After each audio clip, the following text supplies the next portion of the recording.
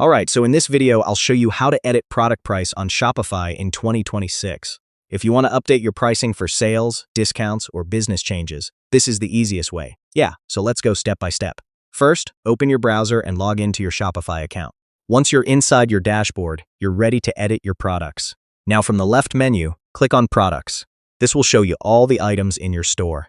Next, click on the product that you want to change the price for. This will open the product details page. Now scroll down until you see the pricing section.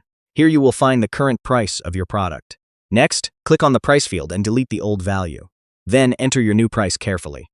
If you want, you can also set a compare it price to show discounts or special offers for customers. Now double-check everything to make sure the pricing is correct and matches your business plan.